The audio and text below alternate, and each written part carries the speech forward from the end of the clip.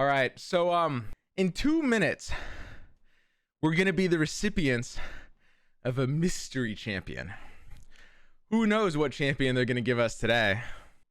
Fucking Brazil, dude. So exactly 11 hours and 59 minutes ago, the Brazilian Facebook posted Nami. It happened 11 hours and 59 minutes ago. They got the AM and the PM confused. They did the wrong one.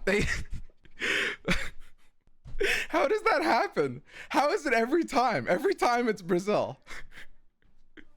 How did they mess up the AM and the PM? Oh my god. All right. Anyway, this is gonna be interesting. I will say I haven't actually read Nami. I mean, I might have glanced at some of the cards, but I didn't actually read like half the cards. All right, I wanted to save myself for you guys, you know, for the reveal, doing things just as God intended, you know. So let's go ahead and pull it up. It's reveal time, guys. Okay. I wonder what champion we're getting today. Oh shit, it's Nami! What the tide will bring. Basically 1/8. I won't let my home be. All right, Nami, a 3-mana 2/3 Bilgewater attune. When you cast a spell, grant +1 attack to the weakest other ally that isn't immobile. She levels up when you've gained 7 spell mana this game, which is really interesting. That's a really, really interesting level condition, because that will change how you play a lot, right? Like banking spell mana will be, you know, something more aggressive. 7 doesn't really seem that bad for a spell intensive deck. I mean, it's not gonna happen super early. Swallowed by darkness. My people are counting on me. Oh, it's just a prank. -2 health. For the tribe!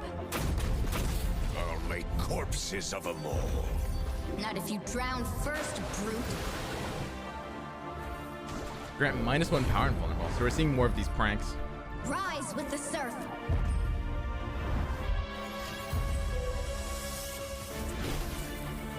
Oh no. Rolling tides. Heed my call. All right. There's a pair of gills I'm happy to So the see. wave shuffles a bigger wave back in when it gets played. I am the tide caller. I will drive back the darkness. Oh shit. All right, and her leveled up form. When you cast a spell, it grants, and this is a permanent buff, +2/+1 to the weakest other ally that isn't immobile. To the weakest other ally. I mean, this is really good with Fizz. Like, Fizz will tank all these buffs. She can't buff herself, so if it's only Nami and Fizz on the board, she'll just buff Fizz over and over again. And Fizz will protect himself. We cover Moonstone. I'm counting on you, Admiral. Wash away. Colossal wave. So it shuffles an even bigger wave in the deck. 3 mana, deal 4 to all enemies in the enemy. It's kind of like Go Hard a little bit. Ride the surging tides. Jesus. It's actually, it's pretty similar to Go Hard. Tides coming in. Who's on top of the bounty board today? Let the Kind of tide digging this carry you. music. I'll show them pain. Who's hungry?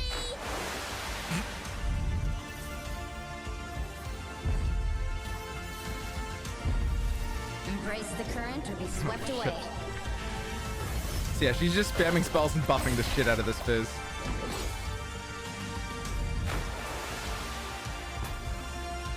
And she has healing. That's interesting. So Bilge has access to Small healing now. fry. Winner, winner, turn a dinner. My loved ones will be safe a while longer. Okay. So yeah, this Nami's actually really, really interesting. We haven't really seen anything like this. A Bilgewater is so weird. Now they have a buff engine that ties together a spell mana archetype. It makes sense that they have a lot of attunes now. All right, so Ebb and Flow.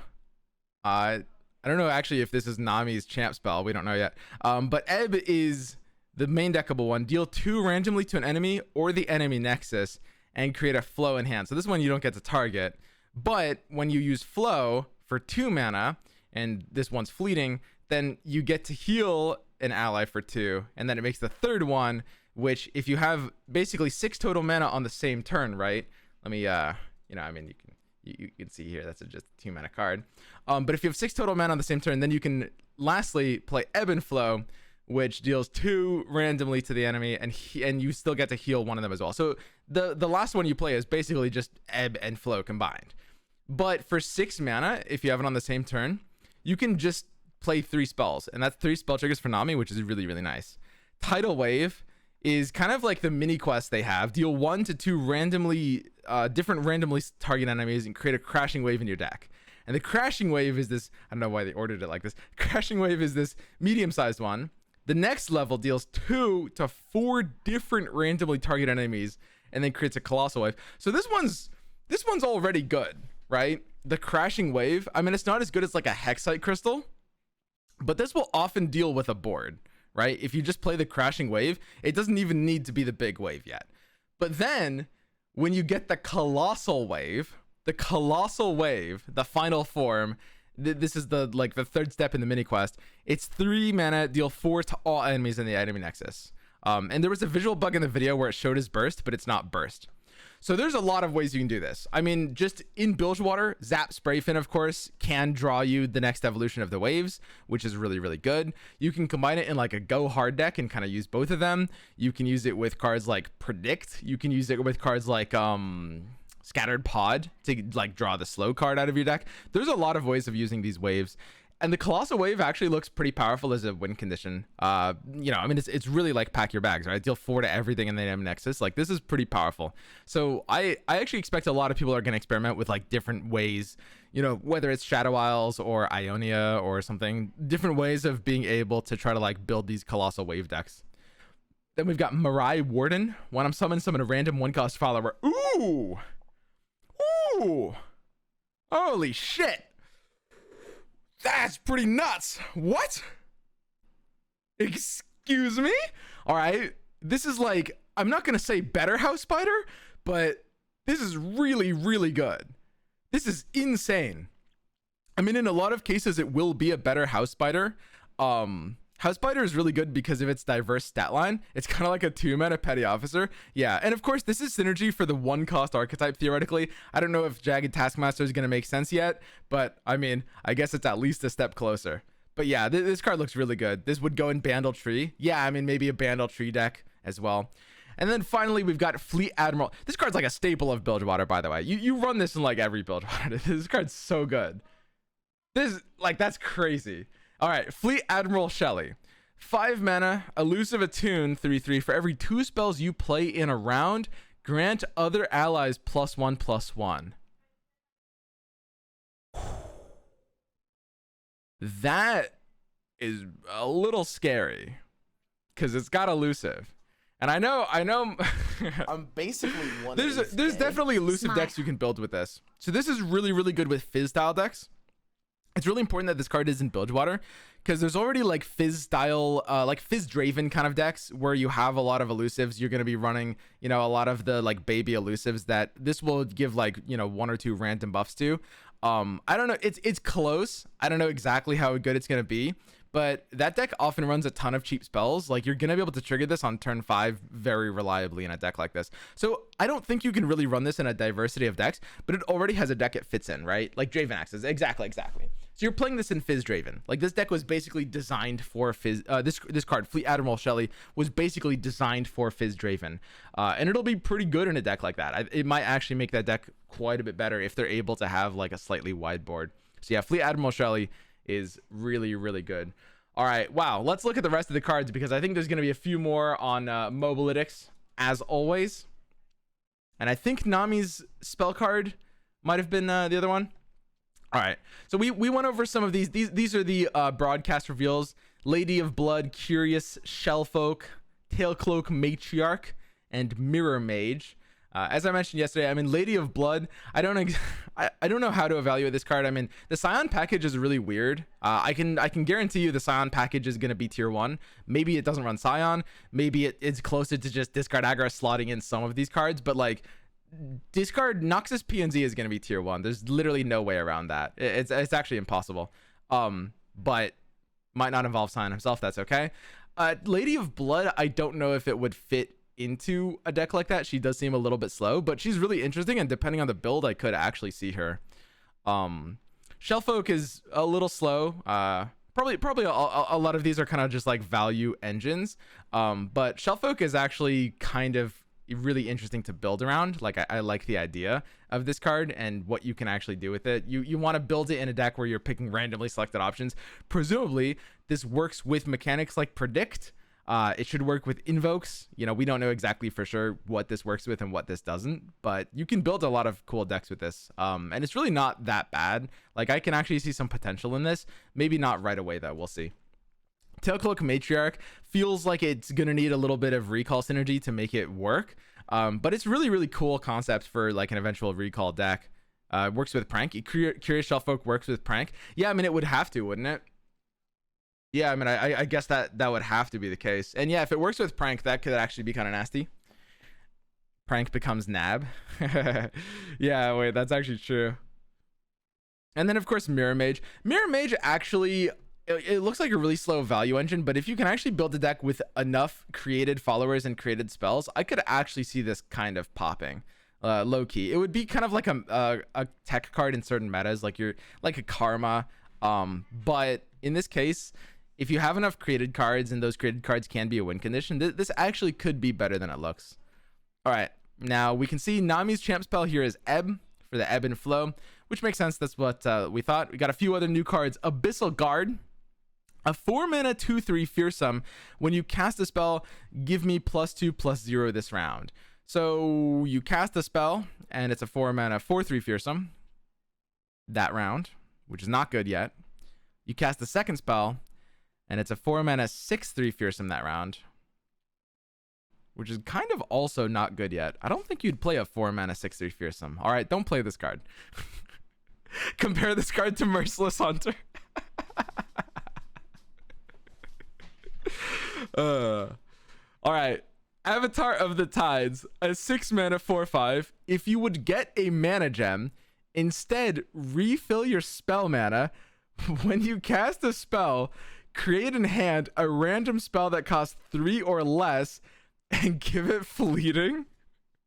Wait, what? All right, this card is wacky.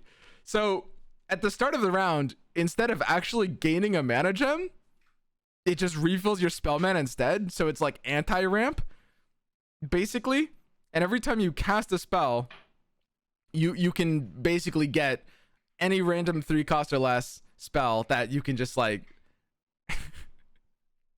Wait, this is so weird. I mean, it kind of has to just be a meme card at a 6-mana 4/5. It's like at 5 mana, I could have seen something like this. The fact that it refills your spell mana is like pretty powerful at these stages of the game. But it's so weird because you're losing your own mana gems on refilling your spell mana every turn. Attune works as well.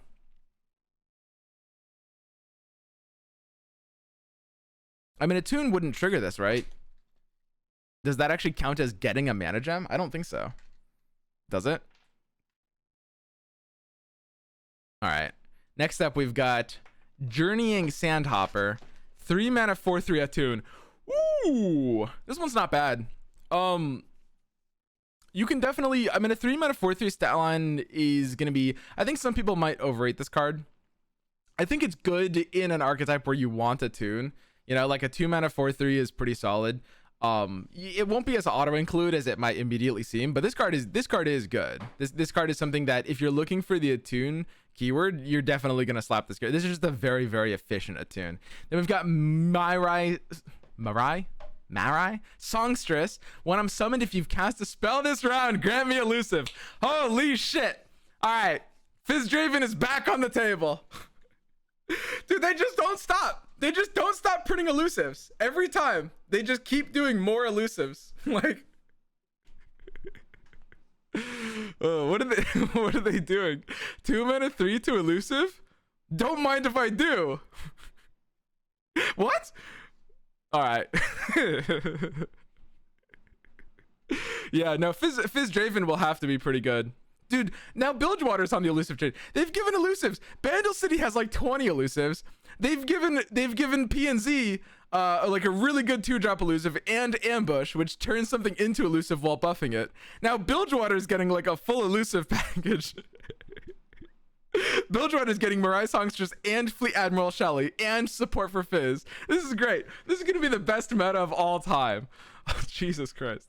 All right, Marai, Greatmother. When I'm summoned, create 5 random 6+ cost spells in your deck and lower their cost to 3. Excuse me? Create 5 random 6+ cost spells in your deck and lower their cost to 3. So you could just play this and then on turn 5 you could draw a 3-mana Ruination. Like, in a predict deck. Honestly, this card in a predict deck actually would be kind of scary. You can also, I mean, if you really want to meme, you can use this with like Zap Sprayfin, right? Like this is in Bilgewater, Zap's already in Bilgewater. You play this and your Zap Sprayfin just draws a random 6+ cost card. Like honestly, as stupid as it is, this card is probably better than it looks. Like I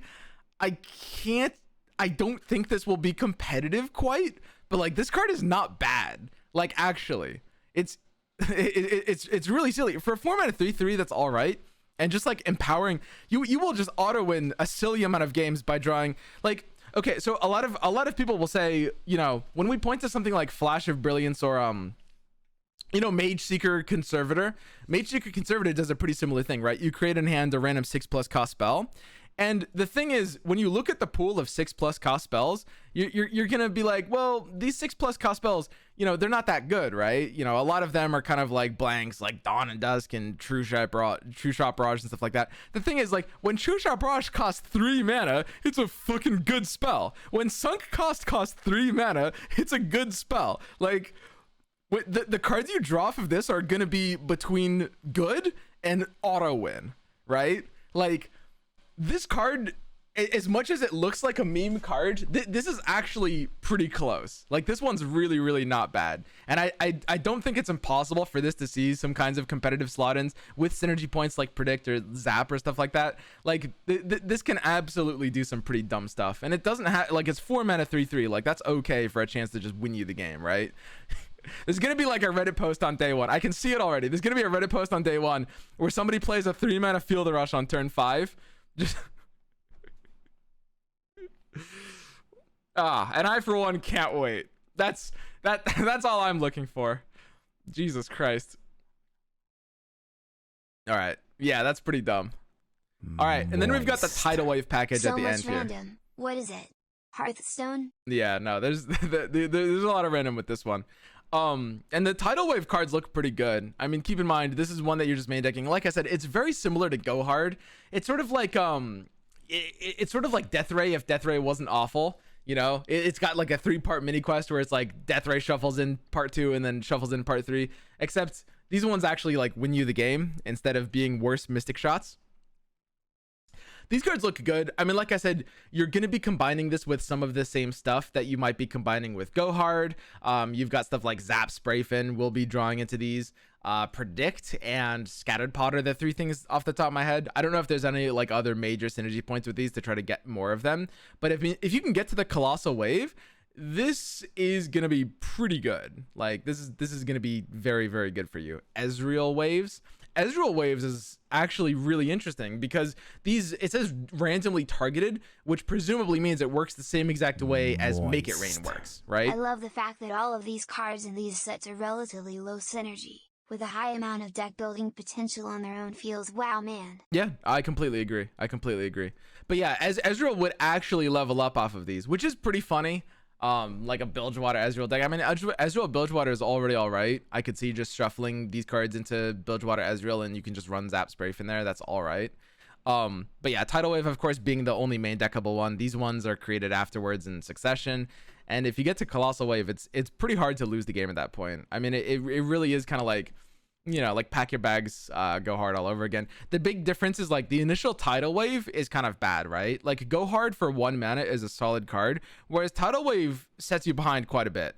It's a 3 mana worse Make It Rain. Basically, and kind of much worse Make It Rain. To get to ebb and flow costs too much, and random dealing too is kind of sucks. Yeah, I mean, there's a decent amount of randomness in this new package. I don't know. We'll see about ebb and flow. But Tidal Wave, for the most part, I think is much more of a commitment than Go Hard. Like, you're gonna need to make sure your deck is drawing this card a lot. And the other thing is, if you're running 3 Tidal Waves, you know, you draw 1 Tidal Wave, you shuffle in a Crashing Wave, and your Zap Spray Fin might just draw you a 2nd Tidal Wave, right? Which is maybe kind of awkward. So you might not have good options with this. To be honest, it's kind of weird, but these cards might actually be best in a Scattered Pod list. I don't know. You need a right shell to be able to reliably get to Colossal Wave, and I'm not sure if we have enough support for that. Like, Scattered Pod will also be too slow to get there.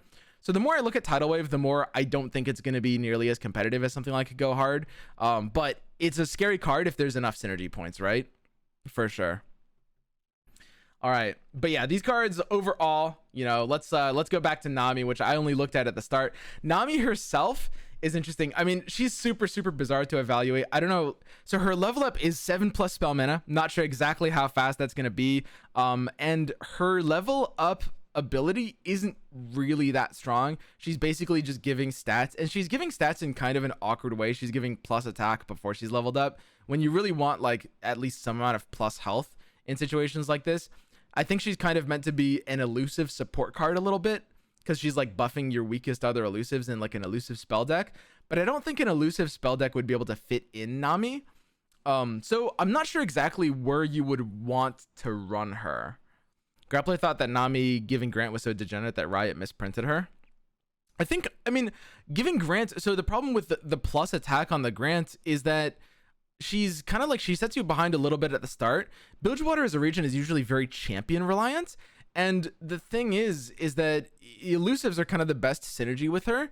But for the most part, elusive decks can't afford to run Nami, right? Like, there's not really a way that Nami would be better than Draven in a Bilgewater elusive style deck, especially with these new cards that make Draven even better. Those being like Fleet Admiral, Shelly, and Marai Songstress. Like, you can flip Nami turn 5. Yeah, Nami's not bad. I'm just not sure exactly where she would fit in as a home, right? Because the problem is, like, Bilgewater decks all have very specific champions they want to run. Bilgewater is usually a pretty champion reliant region, more often than not. And that means, like, when you look at all the Bilgewater decks, they're all using all of their champ slots, and it's really hard to cut one of their champs, whether it's a Bilgewater champ or another region champ. Like, pretty much no Bilgewater deck has just an open champ slot. So I'm not sure if she'd fit in decks right away, but she does have a really unique ability. And I like how she works with level up condition. Like, this is really cool overall. So yeah, out of today's reveals, I think that like the most impactful one is just going to be Marai Warden. This innocuous little card, this 2-mana 2/1, is super crazy. You'll see this in a lot of decks. I'm not sure if it's better than House Spider, but it is very good. Super good card. And yeah, I mean, just like going wide for 2 mana is just a really powerful ability. But I'm liking the competitive potential of a lot of these, even if they're cards that I don't see right away. They're not like, there's pretty much only one card that's like super immediately dismissible, and that's Abyssal Guard. But yeah, these cards are really sweet. What else? Strim Bubble Bear is actually looking scary with Nami. I mean, okay, I'll grant it's very true that Bubble Bear with Nami is an actual legitimate synergy point, because she'll give it a bunch of attack, and it's got a good stat line, and it'll always receive the buff because it's always the weakest, and he's got a tune. So I'll grant there is some synergy there. You got me there, okay?